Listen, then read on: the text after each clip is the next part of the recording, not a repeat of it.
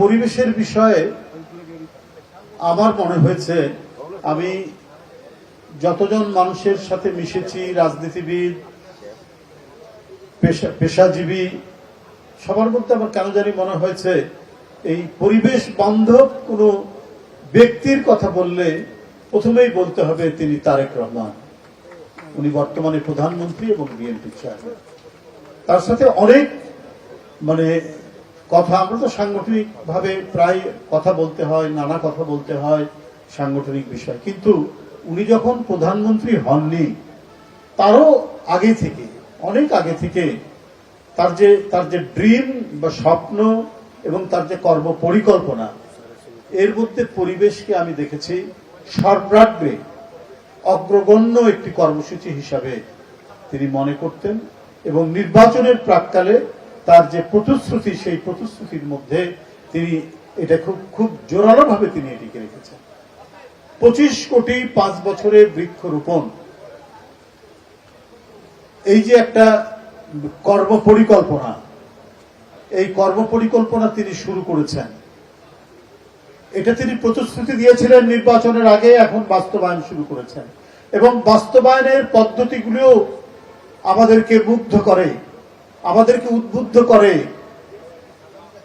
যে বৃক্ষের প্রতি ভালোবাসা, নদীর প্রতি ভালোবাসা, পাখির প্রতি ভালোবাসা, প্রকৃতির প্রতি ভালোবাসা, এই ভালোবাসাটি একটি সরকার যদি জনবান্ধব হয় তার গৃহীত কর্মসূচির মধ্যে ওই ভালোবাসার উদ্রেক ঘটতে পারে। তিনি যে কর্মসূচি নিয়েছেন 25 কোটি বৃক্ষ লাগাবেন 5 বছরে, প্রথম বছরে কত, দ্বিতীয় বছরে কত, 5 কোটি করে করে, আজকে দেখুন তার এই কর্মসূচি এবং এই কর্মসূচি নিয়ে তার যে দৌড়ঝাঁপ, আমি বলবো দৌড়ঝাঁপ, অর্থাৎ এটা বাস্তবায়নের জন্য তিনি যে প্রচেষ্টা নিচ্ছেন। আজকে বিভিন্ন পেশাজীবী সংগঠন যেমন অ্যাপ, তারা একটা কর্মসূচি নিয়েছেন যে তারা 5 লক্ষ গাছ লাগাবেন। গত 29 তারিখে, জুন মাসের 29 তারিখে তিনি একটি চারা, একটি বৃক্ষ, একটি শিশু, একটি বৃক্ষ, একটা কর্মসূচি তিনি উদ্বোধন করেছেন এবং দেশের বহু বিদ্যালয়কে তিনি এর সাথে সংযুক্ত করেছিলেন ভার্চুয়ালি। তিনি কি করতে চান? একটা শিশু একটা বৃক্ষ লাগালে পরে সেই বৃক্ষটি প্রতি শুধু ওই সন্তানটি, ওই ছোট্ট বাচ্চাটির শুধু মমত্ব জন্মাবে না, তার বাবা মায়েরও মমত্ব জন্মাবে।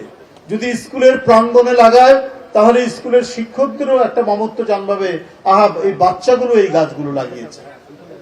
এই ভাবনাটা নিয়েই তিনি একটি শিশু একটি বৃক্ষ। আপনারা রবীন্দ্রনাথের বলাই গল্পটি পড়েছেন নিশ্চয়ই। একটি বৃক্ষের প্রতি কি ভালোবাসা, একজন বিশাল মাপের, বিশ্ব মাপের একজন লেখক, তিনি কত অনুভূতি নিয়ে তিনি গল্পটি লিখেছিলেন, বলাই গল্পটি।